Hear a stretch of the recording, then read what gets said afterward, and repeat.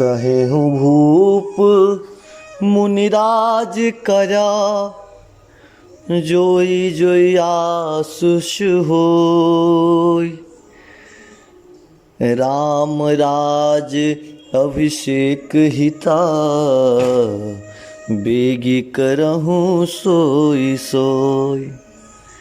जय श्री राम। आइए भक्तों, एक बार पुनः श्री रामचरितमानस के अयोध्या कांड के प्रसंग को आगे बढ़ाते हैं और भक्ति में महासागर में लीन हो जाते हैं।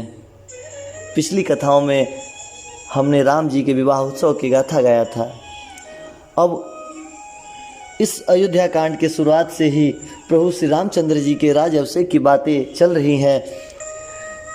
गुरु वशिष्ठ की आज्ञा पाकर राजा ने अपने सभी सेवकों को आज्ञा दे दिया है कि राज अभिषेक के लिए जितने भी सामग्री की जरूरत पड़े वो सामग्रियाँ, वो मंगल द्रव्य जल्दी से जल्दी लेकर आया जाए। श्री रामचंद्र जी के लिए राजा कहते हैं कि कहे भूप मुनिराज कर, जोई जोई आयुष होई। राम राज अभिषेक हित, बेगी करहूँ सोई सोई। बाबा लिखते हैं कि राजन ने कहा कि श्री रामचंद्र जी के राज अभिषेक के लिए मुनिराज वशिष्ठ जी ने जो जो आज्ञा दिया है उसे आप लोग तुरंत लाइए। यह कहते हुए वो अपने सभी सेवकों को आदेश देते हैं। हर्ष मुनीस कहे मृदबानी, आनहु सकल सुती रथ पानी। औषध मूल फूल फल पाना, कहे नाम गनि मंगल नाना। मुनिराज ने हर्षित होकर कोमलवाड़ी से कहा है कि संपूर्ण श्रेष्ठ तीर्थों का जल लेकर आया जाए। फिर उन्होंने औषधि, मूल, फूल, फल, पत्र इत्यादि मांगलिक वस्तुओं को गिना गिना कर बताया है कि उसको भी लेकर आया जाए। चामर चरम वसन बहुभांति, रोम पाट पट अग्नित जाति। मन गिनन मंगल वस्तु अनेका, जो जग जोग भूप अभिषेका। चैवर, मृग चर्म, बहुत प्रकार के वस्त्र, असंख्य जातियों के उन्नी और रेशमी कपड़े, नाना प्रकार की मड़ियों तथा रत्न तथा बहुत सी मंगल की वस्तुएं जो इस जगत में राज्य अभिषेक के लिए प्रयोग होता है, राज अभिषेक के योग्य होता है, सबको मांगने के लिए राजा ने आज्ञा दे दी है। वेद विदित कही सकल विधाना, कहूँ रचहूँ पुर विविध बिताना। सफल रसाल पुंग फल केरा, रूपहूँ बिथे पुरचहूँ फेरा। मुनि ने वेदों में कहा हुआ सब विधान बताते हुए नगर में बहुत से मंडप एवं अत्यंत सुंदर सुंदर चढ़ावे सजवाते हैं। फलों समेत आम, सुपारी, केले के वृक्ष नगर की गलियों के चारों तरफ लगाया जाता है। ध्वज पताका तोरण कलश, सुजग तुरग रथ नाग। सिर धुरी मुनिवर वचन सब, निज निज काज ही लाग। सुंदर मड़ियों के मनोहर चौक पुरवाकर बाजार तुरंत सजाने के लिए कह दिया जाता है। साथ ही साथ गोस्वामी जी लिखते हैं कि पूजहूँ गणपति गुरु कुलदेवा, सब विधि करहूँ भूमि सूर सेवा। अर्थात श्री गणेश जी की एवं गुरु की एवं कुल देवता की पूजा करते हुए, भूमदेव की पूजा करते हुए ब्राह्मणों की सब प्रकार से सेवा की जाती है। ध्वजा, पताका, तोरण, कलश, घोड़े, रथ, हाथी को भी सजा दिया जाता है। मुनि श्रेष्ठ वशिष्ठ जी ने वचनों को सुधारे करके सब लोग अपने अपने कार्य को करने लगते हैं। जो मनुष्य जही आयुष दीन्हा, सोत ही काज प्रथम जन किन्हा। विप्रसाद सुर पूजत राजा, करत राम हित मंगल काजा। मुनि श्रेष्ठ ने जिस कार्य को बोला है उस कार्य को अति शीघ्र करना है, अर्थात मानो पहले से ही करके रखा गया है, ऐसा सोचते हुए सभी सेवक साथ ही साथ राजन भी मुनि श्रेष्ठ के वचन अनुसार सभी कार्य को करने लगते हैं। एवं राजा ने ब्राह्मण, साधु एवं देवताओं को पूजित कर रहे हैं, अर्थात पूजन कर रहे हैं। श्री रामचंद्र जी के लिए सब मंगल कार्य कर रहे हैं। सुनत राम अभिषेक सुहावा, बाज गगाह अवध बधावा। राम सीय तन सगुन जनाए, फर कही मंगल अंग सुहाए। श्री रामचंद्र जी के राज्य अभिषेक की सुहावनी खबर सुनते ही अवध भर में बड़ी धूमधाम से बाजा बजने लगता है। श्री रामचंद्र जी और माता सीता जी की शरीर भी शुभ शंकुन सूचित करने लगते हैं और उनके सुंदर मंगल अंग फड़कने लगते हैं। पुलक सप्रेम परस्पर कहहीं, भरत आगमन सूचक अहहीं, भय बहुत दिन अति अवसेरी, सगुन प्रतीत भेंट प्रिय केरी। प्रभु सोचते हैं और उनका मन पुलकित हो जाता है, क्योंकि श्री रामचंद्र जी के मन में हमेशा भरत जी बसे रहते हैं। अब प्रभु सोचते हैं कि यह शुभ समाचार जब भरत जो कि अपने मामा के घर गया है, बहुत दिन हो गए हैं, ऐसा कोई अवसर नहीं आया है जिससे भरत से मेरा मिलाप हो सके, तो जब यह अवसर वह सुनेगा कि मेरा राज्य अभिषेक होने वाला है तो वह तुरंत आ जाएगा। और इस विश्वास में प्रभु श्री रामचंद्र जी का मन पुलकित हो जाता है कि अब इसी बहाने मैं अपने प्रिय भरत से मिल लूँगा, और ऐसा विश्वास उनके मन में हो रहा है। और भरत के समान इस जग में मुझे इतना प्यारा कौन है, ऐसा सोचते हुए प्रभु का हृदय गदगद हो जाता है, प्रभु पुलकित हो जाता है। भरत शरीर प्रिय को जग माही, द्रवही सगुन फल दूसर नाही, राम ही बंधु सोच दिन राति, अंडिन कमट हृदय जही भांति। यही फल है, दूसरा कुछ नहीं, ऐसा सोचते हुए श्री रामचंद्र जी अपने भाई भरत का दिन रात प्रेम में पुलकित होते हुए अपने हृदय को संतुष्ट करते हैं, जैसे कछुए का हृदय अंडों में रहता है। यही अवसर मंगल परम, सुन रहे सुर निवास, सोवत लख विधि बढ़त जनु, बारिद बिच बिलवास। इसी समय यह परम मंगल समाचार सुनकर सारा रनिवास हर्षित हो उठता है। जैसे चंद्रमा को बढ़ते देखकर समुद्र के लहरों का विलास अर्थात आनंद शोभमान हो जाता है, उसी तरह पूरा रनिवास भी खुशी और आनंद के मारे उछल के सबके हृदय में पुलकावली छा जाती है। प्रथम ही जाय चिन्ह वचन सुनाए, भूषण वसन भूर तिन पाए, प्रेम पुलक तन मन अनुरागी, मंगल कलश सजन सब लागी। चारों तरफ सबसे पहले रनिवास जाकर जिन्होंने ये वचन सुनाया हुआ था उन्हें बहुत से आभूषण और वस्त्र दिए जाते हैं। रानियों का शरीर प्रेम में पुलकित हो गया है और प्रेम में मग्न हो गया है। वे सब मंगल कलश सजाने लगी हैं। चौके चार सुमित्रा पूरी, मन में विविध अति अरूरी, आनंद मग्न राम महतारी, दिए दान बहु विप्रहंकारी। सुमित्रा जी ने मणियों एवं रत्नों के बहुत प्रकार से अत्यंत सुंदर और मनोहर चौके पूरे हैं। आनंद में मग्न होती हुई श्री रामचंद्र जी की माता माँ कौशल्या ने ब्राह्मणों को बुलाकर बहुत प्रकार से दान दिए हैं। पूजी ग्राम देवी सुर नागा, कहूँ बहुर देन भली भागा, जय विध होई राम कल्याणु, देहु दया करी सो वरदानु। उन्होंने ग्राम देवियों से, ग्राम देवताओं से और साथ ही साथ नागों की पूजा करके फिर बलि भी देते हुए अर्थात कार्य सिद्ध होने पर पूजा के लिए मनौती भी मांगती हैं और प्रार्थना करती हैं कि जिस प्रकार से श्री रामचंद्र जी का कल्याण हो, हे दया निधान, ऐसा दया करके आप सब वरदान दीजिए। गावहि मंगल कोकिल बानी, विबुध बंदनी मृगाशंक नयानी, कोयल से मीठी वाड़ी वाली, चंद्रमा के समान मुख वाली और हिरन के बच्चों के साथ जैसे हिरन के बच्चों का नेत्र होता है वैसे नेत्र वाली स्त्रियां अपने सौंदर्य की व्याख्या, उनके सौंदर्य की व्याख्या गोस्वामी जी नहीं कर पा रहे हैं। वैसी सुंदरी महिलाएं, वैसी सुंदरी स्त्रियां मंगल गान करने लगी हैं। राम राज अभिषेक सुनी, ही हर्षे नर नारी, लगे सुमंगल सजन सब, विधि अनुकूल विचार। श्री रामचंद्र जी का राज अभिषेक सुनकर सभी स्त्री पुरुष हृदय में हर्षित हो उठे हैं और विधाता की अपने अनुकूल समझकर सब सुंदर मंगल साज सजाने लगे हैं। बाबा लिखते हैं कि राम राज अभिषेक सुनी ही हर्षे नर नारी। यद्यपि कि संपूर्ण अयोध्या के नर नारी यही चाहते थे कि प्रभु श्री रामचंद्र जी का राज अभिषेक हो जाए, और अब जब विधाता के करनी से ही ऐसा हो रहा है तो अपने आप को, अपने व्यवस्था को विधाता के अनुकूल ही समझकर सुंदर और मंगल साज सजाते हुए सब लोग हर्षित हो रहे हैं। तब नर नाहा वशिष्ठ बुलाए, राम धाम सिख दीन पठाए, गुरु आगमन सुनत रघुनाथा, द्वार आई पद नायऊ माथा। तब राजा ने वशिष्ठ जी को बुलाया है और शिक्षा समायोजित उपदेश देने के लिए श्री रामचंद्र जी के महल में भेज दिया है। गुरु का आगमन सुनते ही श्री रघुनाथ जी दरवाजे पर आकर उनके चरणों में नतमस्तक होते हुए सिर नवाकर प्रणाम करते हैं। सादर अर्घ दे घर आने, सोरह भात पूजी सन्माने, गहे चरण सिय सहित बहोरी, बोले राम कमल कर जोरी। आदरपूर्वक अर्घ देकर उन्होंने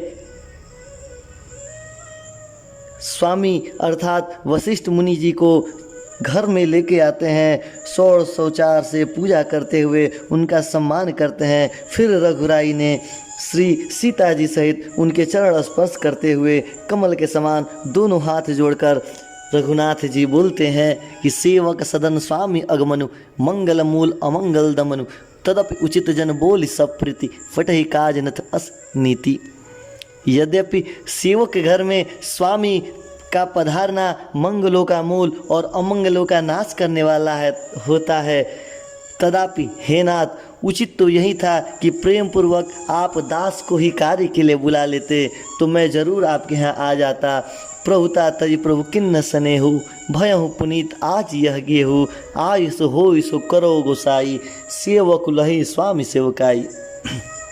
परंतु हे प्रभु, आपने प्रभुता छोड़कर स्वयं यहाँ पधार कर जो स्नेह किया है, इससे आज यह घर और पवित्र हो गया है। तो हे गोसाई, अब जो आज्ञा है वह बताइए, मैं वही करूँगा। स्वामी की सेवा से ही सेवक का लाभ होता है। ऐसे मधुर मधुर वाणी में गुरु वशिष्ठ की पूजन करते हुए दोनों हाथ जोड़कर श्री रामचंद्र जी स्तुति कर रहे हैं। बाबा लिखते हैं कि सुन स्नेह साने वचन, मुनि रघुबर ही प्रशंस, राम कस न तुम कहूँ अस हस वंश औतंस। श्री रामचंद्र जी के प्रेम से सने हुए वचनों को सुनकर मुनि वशिष्ठ जी अत्यंत प्रसन्न होते हैं, अत्यंत पुलकित होते हैं और श्री रघुनाथ जी की प्रशंसा करते हुए बोलते हैं कि हे राम, भला आप ऐसा क्यों कह रहे हैं? आप तो सूर्यवंश के कुलभूषण हैं। वरण राम गुणशील सुभाऊ, बोले प्रेम पुलकली मुनिराऊ, धूप सजेव अभिषेक समाजू, चाहत देन तुम्हि जुबराजू। श्री रामचंद्र जी के गुणशील स्वभाव का बखान करते हुए मुनिराज भी प्रेम में पुलकित हो जाते हैं और कहते हैं कि हे राम, राजा दशरथ ने राज्य अभिषेक की तैयारी की है। वे आपको युवराज पद देना चाहते हैं। राम करहु सब संजम आजू, जो विधि कुशल निवय काजू, गुरु सिख दे राय पै गए हूँ, राम हृदय अस विस्मय भय हूँ। इसलिए हे राम जी, आज आप उपवास हवन आदि सभी प्रक्रिया को विधिपूर्वक सुन लीजिए, सब संशय कीजिए, जिससे विधाता कुशल पूर्वक इस काम को निभा दे अर्थात सफल कर दे।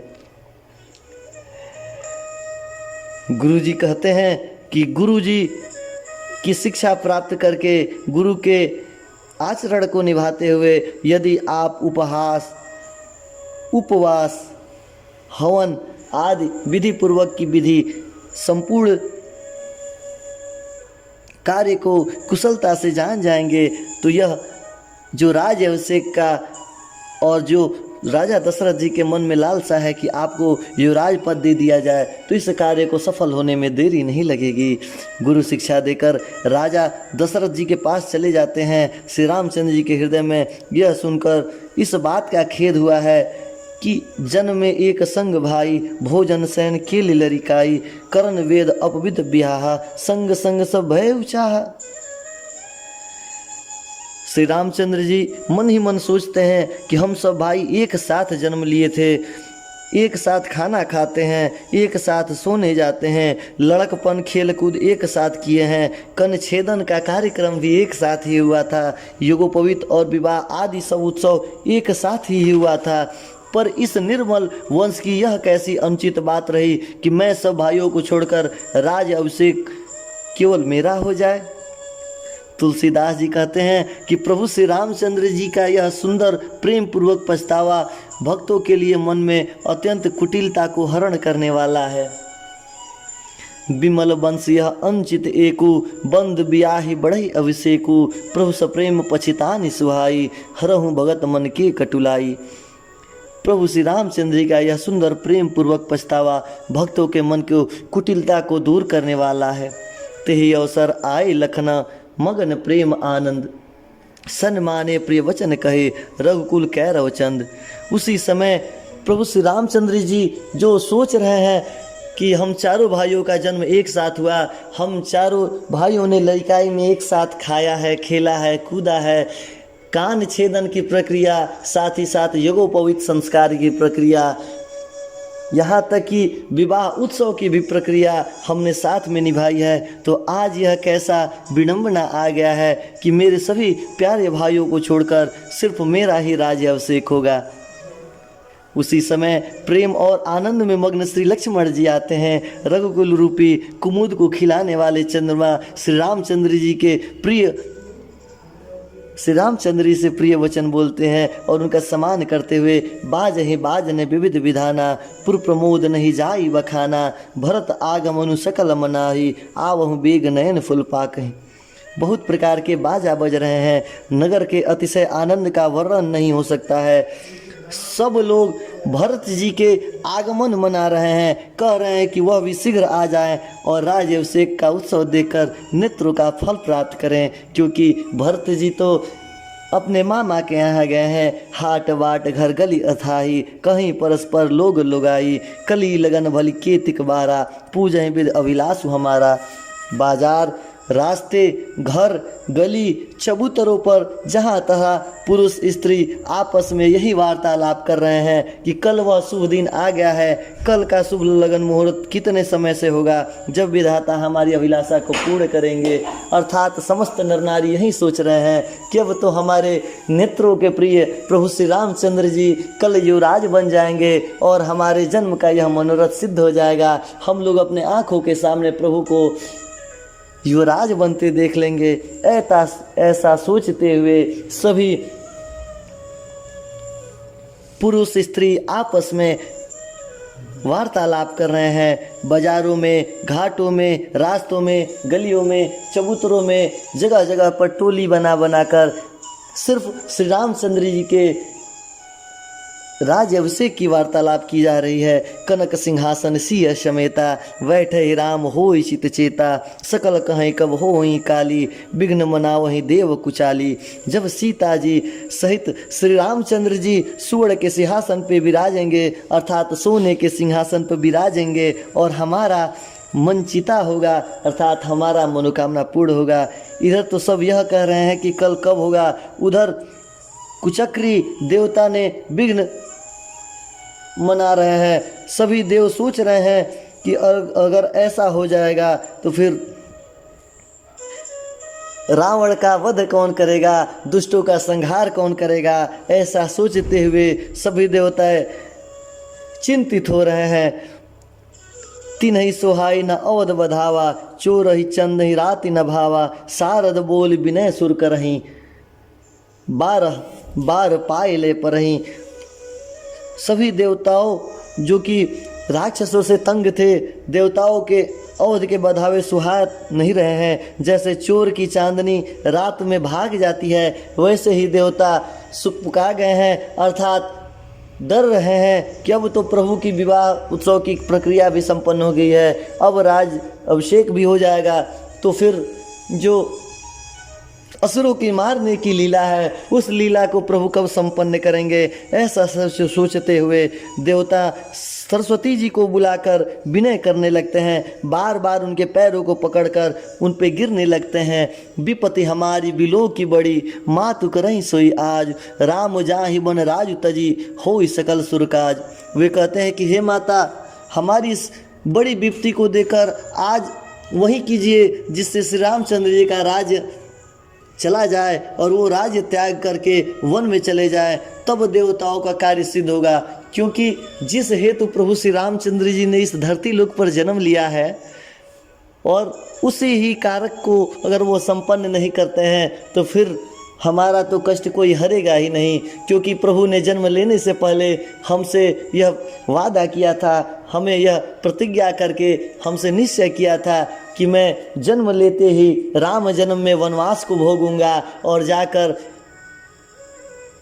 दुष्टों को, राक्षसों को मारकर इस धरती को संतुलन बनाने में सहायक होऊंगा।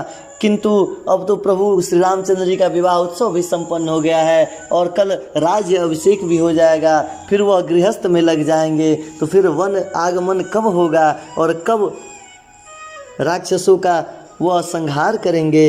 ऐसा विनय, ऐसा विनती करते हुए सभी देवता पैर पकड़ के माता सरस्वती के पड़ जाते हैं। बोलते हैं कि श्री रामचंद्र जी अगर राज त्याग कर वन को नहीं जाएंगे तो देवताओं का कार्य सिद्ध नहीं हो पाएगा। मुनिसुर विनय ठाड़ी पछताती, भयों सरोज विपिन हिमराती, देखी देव पुण्य कहूँ निहोरी, मात तो ही नहीं थोरे खोरी। देवताओं की विनती सुनकर सरस्वती जी खड़ी खड़ी पछता रही हैं कि हाय, मैं कमल वचन के लिए हेमवंत ऋतु की रात हो गई हूँ। उन्हें इस प्रकार पछताते हुए देखकर देवता पुनः विनती करके कहने लगते हैं कि हे माता, इससे आपको जरा भी दोष नहीं लगेगा।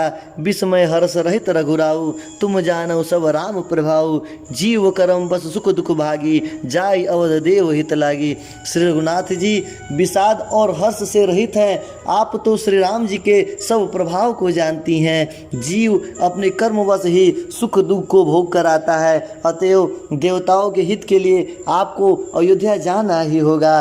बार बार गही चरण संकोची, चले विचार विविध मति पोची, ऊंच निवाच रीच करतूती, देखी न सकहीं पराई विभूति। माता सरस्वती जी के बार बार चरण पकड़कर देवताओं ने माता को ही संकोच में डाल दिया है। तब वह इस विचार पर आती हैं कि देवताओं की बुद्धि ओछी हो गई है, इनका निवास तो ऊंचा है पर इनकी करनी अत्यंत नीची है। इधर श्री रामचंद्र जी का राज अभिषेक होने वाला है और ये लोग प्रभु के राज अभिषेक नहीं देखना चाहते हैं, अतएव उन्हें वह राज ही त्याग करवाकर वन में भेजना चाहते हैं। इन लोग का निवास स्थान तो बहुत ऊंचा है, लेकिन इनकी सोच अत्यंत ही नीची है। ये दूसरे के ऐश्वर्य नहीं देखना चाहते हैं, अर्थात सभी देवताओं को प्रभु से ही ईर्ष्या हो गई है। आगिल काज विचार बहोरी, करहीं चाह कुशल कवि मोरी, हर्षित हृदय दशरथपुर आई, जनुग्रह दशा दुसह दुखदाई। परंतु आगे का काम के विचार करते हुए श्री राम जी के वन जाने से राक्षसों का वध होगा, जिससे सारा जगत सुखी हो जाएगा। चतुर कवि श्री रामचंद्र जी के वनवास के चरित्र का वर्णन करने लगेंगे, मेरी चाह कामना करेंगे। ऐसा विचार करके सरस्वती जी हृदय में हर्षित होकर दशरथ जी की पूरी अयोध्या में जाती हैं और मानो दुसह दुख देने वाली कोई ग्रह दशा आ गई हो। नाम मंथरा मंदमती, चेर कई कई केर, अजस पिटारी ताही करी, गई गिरा मति फेर। मंथरा नाम की जो केकई की मंद बुद्धि दासी थी, उसे अपसय ही पिटारी बनाकर सरस्वती माता उसकी बुद्धि ही फेर देती हैं। गोस्वामी जी लिखते हैं कि दीख मंथरा नगर बनावा, मंजुल मंगल बाज बधावा, पूछस लोग काह उछाहूँ, राम तिलक सुनिभा उर्दा हूँ। मंथरा ने देखा कि नगर सजाया हुआ है, सुंदर मंगलमय बाधावे बज रहे हैं। उसने लोगों से पूछा कि कैसा उत्सव है। उनसे श्री रामचंद्र जी के राज तिलक की बात सुनकर उसका हृदय जल उठा। श्री रामचंद्र जी के आज के वृत्तांत में बस इतना ही, फिर कल मिलते हैं प्रसंग को आगे बढ़ाने के लिए। तब तक आज के लिए जय श्री राम, जय जय श्री राम। हमारा यह प्रयास कैसा लगा कमेंट करके ज़रूर बताएं। जय सीताराम।